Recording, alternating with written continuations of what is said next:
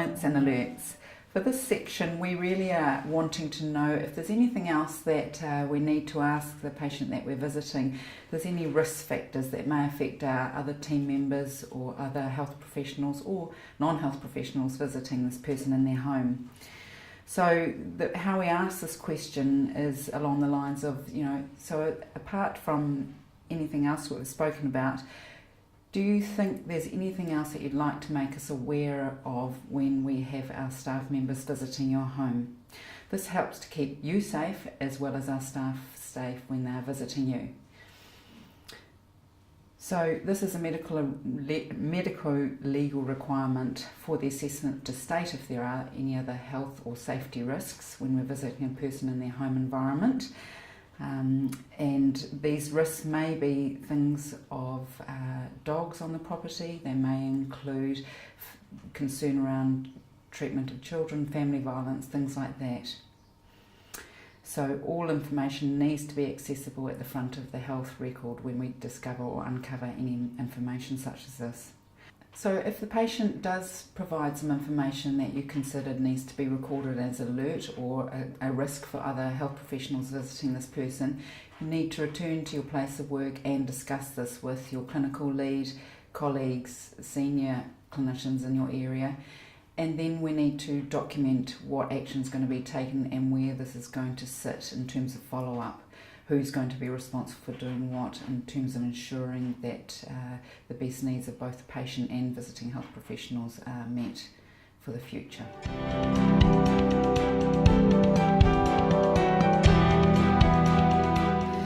Things my care team would do, referrals and recommendations.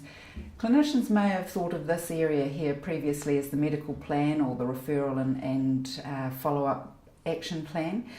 What we've done with this section is actually really closely aligned it to the eShared Care platform using the personalised care plan headings. And for this reason it makes sense not only to the patient, but it also gets everyone thinking along the same page as how they're working together to achieve the best outcome for the goals that the patient has identified. So how you might like to frame this question, things can be worded along the lines like for us to be able to work towards supporting you to achieve your goals, we need to invite some other team members to come and help us with their expert knowledge. So in order to do this, we need to ask the right person to be involved with your care.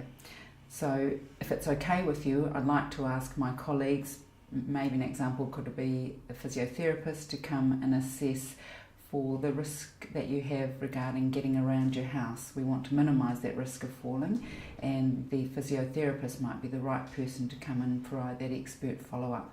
Another example may be a referral on to an occupational therapy colleague to come and assess how you're managing to do those basic everyday activities around your home environment, getting in and out of the shower, on and off the bed, and even accessing your house. We like to capture this information on this form as well as eShared Care, and I think that the alignment of the wording makes it really easy to be able to do this. Another bonus of this section is that not only can hospital-based clinicians, community-based staff, but also our general practice teams and any other members of the patient's healthcare teams can see what follow-up is being done by the supportive healthcare team working with the patient.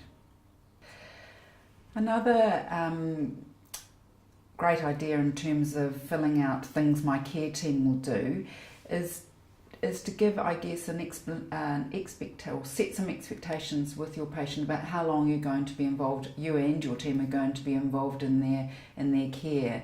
So, for example, a physiotherapist might say, I expect to be working with you for a period of up to 6 weeks, and during this time I will be visiting you X number of times.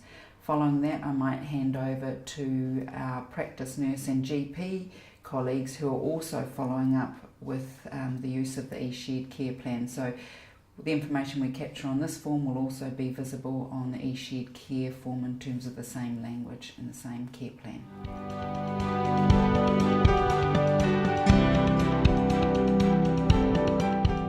So in this section, things I will do, I actually believe this is the most important to get right in terms of understanding what is important to our patients and the commitment they are making to work alongside you and receive the support and follow up from you so as to be able to better look after themselves.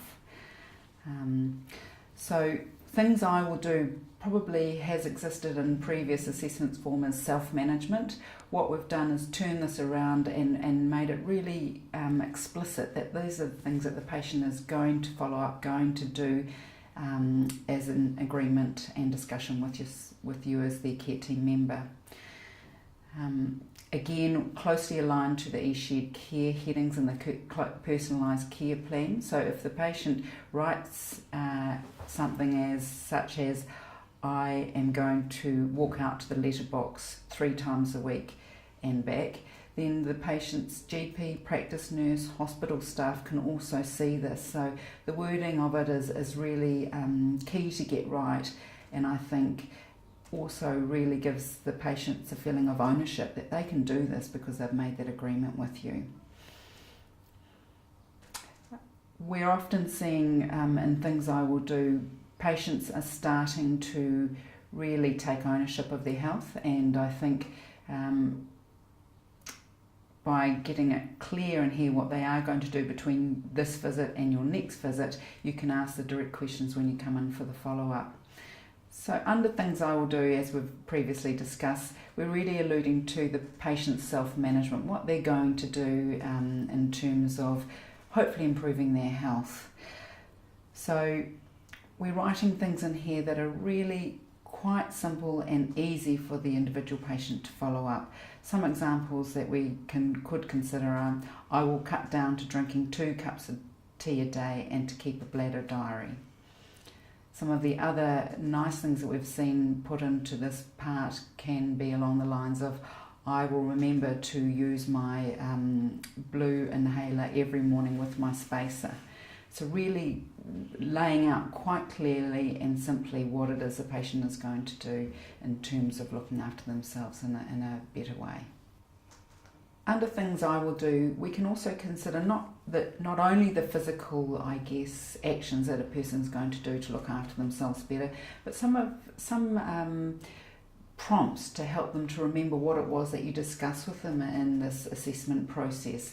So another example of things I will do is I will discuss the information that has been provided by X, whoever's visited them, with my family, and we will take action from there. Other things can be I will remember to keep my next appointment with my doctor or nurse or visiting health professional. So again, simplifying it and keeping it on the same page makes it really clear for not only the patient but other members of the healthcare team to follow up and to see what's happening for that person.